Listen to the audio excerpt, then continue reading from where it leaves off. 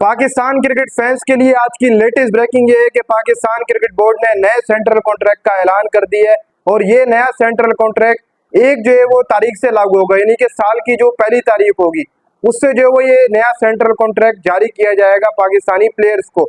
लेकिन इस central contract में कई नाम शामिल नहीं है। फकर जमान का नाम अभी तक कहीं पर भी नहीं आया सेंट्रल कॉन्ट्रैक्ट के अंदर, ना वो बी कैटेगरी के अंदर है, ना वो सी कैटेगरी के अंदर, ना ही वो डी कैटेगरी के अंदर है। कुछ नए नाम जो वो सेंट्रल कॉन्ट्रैक्ट में डाले गए। इस वीडियो के अंदर जायजा लेंगे कि मोहम्मद आमिर भी सेंट्रल कॉन्ट्रैक्ट के अंदर नहीं है, इमाद वसीम का भी नाम सेंट्रल कॉन्ट्रैक्ट में नहीं है। तो इस वीडियो के अंदर देखेंगे कि जिन प्लेयरों को सेंट्रल कॉन्ट्रैक्ट में नहीं डाला गया, क्या वो पाकिस्तान के प्लेन में मौजूद नहीं है, क्या फकर जमान पाकिस्तान क्रिकेट बोर्ड के मजीद प्लान में मौजूद नहीं है। क्योंकि फिल वक्त फकर जमान की जो सिचुएशन चल रही है, फकर जमान ने बाबर आजम पर जो ट्वीट किया था वो अब आकर भारी पड़ चुका फकर जमान के ऊपर। अब उसको सेंट्रल कॉन्ट्रैक्ट का हिस्सा भी नहीं बनाया गया। तो आप सबके साथ सेंट्रल कॉन्ट्रैक्ट सबसे पहले शेयर कर दूं कि कौन कौन शामिल है। ए कैटेगरी में इस साल सिर्फ और सिर्फ 2 नाम रखे गए। इससे पहले शाहीन शाह अफरीदी तीसरा नाम हुआ करता था। बाबर आजम, मोहम्मद रिजवान और शाहीन शाह अफरीदी हुआ करते थे। लेकिन इस बार शाहीन शाह अफरीदी की तंजली हुई है, वो ए कैटेगरी से बी कैटेगरी के अंदर गए और ए कैटेगरी में बाबर आजम और मोहम्मद रिजवान को बरकरार रखा गया है पीसीबी की जानिब से। शाहीन शाह अफरीदी की जो मौजूदा कारकर्दगी है उसकी बुनियाद के ऊपर उनको बी कैटेगरी के अंदर मुंतकिल किया गया है। तो अगर बी कैटेगरी की बात करें तो वहां पर शाहीन शाह अफरीदी, नसीम शाह और कैप्टन टेस्ट के शान मसूद शामिल है। शान मसूद को बी कैटेगरी दी गई है, उनके साथ नसीम को रखा गया है और शाहीन शाह अफरीदी। हम यहाँ पर उम्मीद कर रहे थे कि नसीम शाह बी कैटेगरी से ए कैटेगरी में जाएंगे, शाहीन शाह अफरीदी बी कैटेगरी में आएंगे, लेकिन ऐसा नहीं हुआ, बल्कि शाहीन शाह अफरीदी को भी बी कैटेगरी में रख दिए और नसीम शाह को भी बी कैटेगरी में रखा गया और कैप्टन शान मसूदी बी कैटेगरी के अंदर हमें नजर आ रहा है। इसके अलावा सी कैटेगरी के अंदर अब्दुल्ला शफीक, शदाब खान, अबरार अहमद, नोमान अली, हारिस रऊफ, साइम अयूब, ये नाम जो है वो सी कैटेगरी के अंदर रखे गए। ये बड़े बड़े नाम कुछ सी कैटेगरी के अंदर आपको देखने को मिलेंगे जिनको सेंट्रल कॉन्ट्रैक्ट दिया गया। इसके अलावा डी कैटेगरी में आमिर जमाल, वसीम जूनियर, मोहम्मद हुरैरा, मीर हमजा, खुरम शहजाद, मोहम्मद अली, उस्मान खान, इरफान खान न्याजी, हसीबुल्लाह खान, अब्बास अफरीदी और कामरान गुलाम को जो वो रखा गया है। मोहम्मद अली को पहली बार सेंट्रल कॉन्ट्रैक्ट में लाया गया है। इसके अलावा इरफान खान न्याजी को लाया गया है। इसमें अच्छी बात यह है कि यंग प्लेयरों को लाया गया है। पीसीबी की जानिब से जो अलामिया जारी किया गया है उसके मुताबिक ये कहा गया है कि जो नए नाम है, मोहम्मद हुरैरा हो गया, आमिर जमाल, मीर हमजा, खुरम शहजाद, इन नामों को तभी सेंट्रल कॉन्ट्रैक्ट में रखा गया ताकि इनकी फजराई की जा सके, इनको भी सपोर्ट मिल सके, क्योंकि ये लंबे अरसे से डोमेस्टिक में टॉप परफॉर्मर है। और नुमान अली को भी रखा गया सेंट्रल कॉन्ट्रैक्ट में। ये काफी बड़ी बात है कि नुमान अली भी सेंट्रल कॉन्ट्रैक्ट का हिस्सा है। साजिद खान भी सेंट्रल कॉन्ट्रैक्ट का आपको हिस्सा होते हुए दिखाई देंगे और वो सी कैटेगरी के अंदर है, साजिद और नुमान, क्योंकि मौजूदा जो हालिया कारकर्दगी है उसकी बुनियाद पर ये सेंट्रल कॉन्ट्रैक्ट तैयार किया गया, जो कि बहुत अच्छी बात है। आप डोमेस्टिक के लड़कों के पीछे गए, उनको सेंट्रल कॉन्ट्रैक्ट दे रहे, बहुत अच्छी बात है। बाकी जो बड़े नामों का गरूर है वो खुद ही टूट जाएगा और टूटा भी है, इसके अंदर देखने को मिला।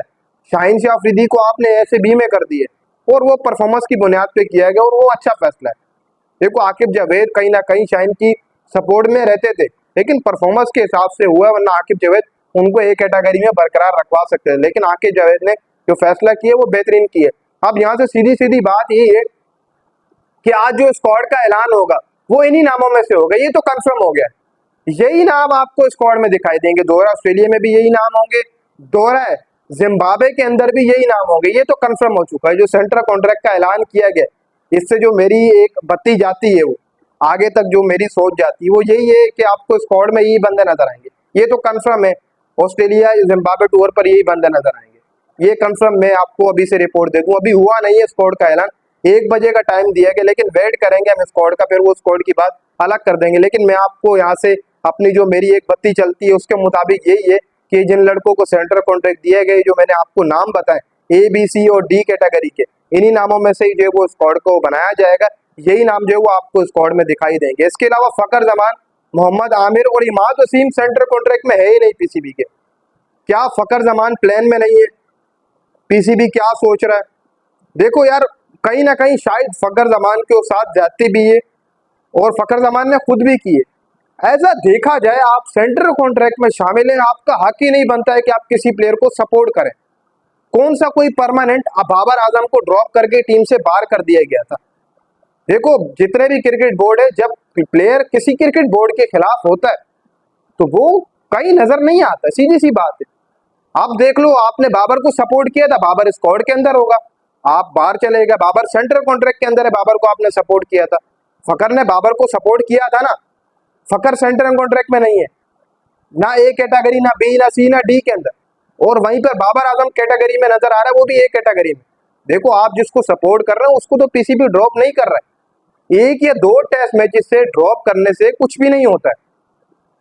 आप सेंट्रल कॉन्ट्रैक्ट में होने के बावजूद आप पीसीबी के साथ नहीं खड़े होते हैं, आप फिर सोशल मीडिया के ऊपर हिमायतें करते हैं प्लेयरों की, ये तो कहीं भी इंसाफ नहीं है, ये नाइंसाफी और गलत है। कुछ लोग कह रहे हैं कि जी फकर ने शेरों वाला काम किया, लेकिन मेरे पॉइंट ऑफ व्यू से ये चीजें गलत है।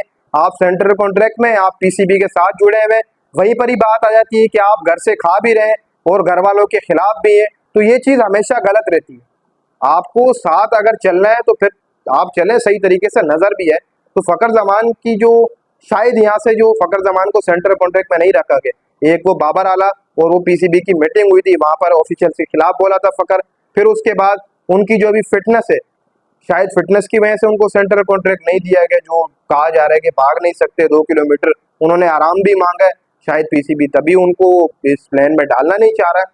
बहुत सारी वजूहत रह सकती है, लेकिन मैं जो सोच रहा हूँ वो मैंने आपको बताई कि फकर जमान जानबूझकर खुद अपनी क्रिकेट को डाउन कर रहा है। भाई तू क्यों पीछे पड़ा हुआ है?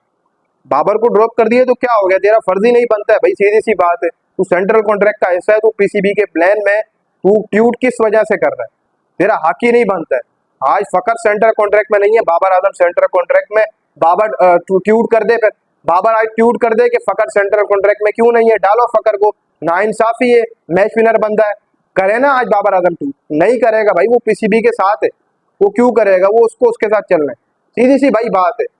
बाबर कर ले आज ट्वीट, फकर नहीं है सेंट्रल कॉन्ट्रैक्ट, नहीं करेगा बाबर, सीधी सी बात है, बाबर क्या कोई भी नहीं करेगा फकर के साथ।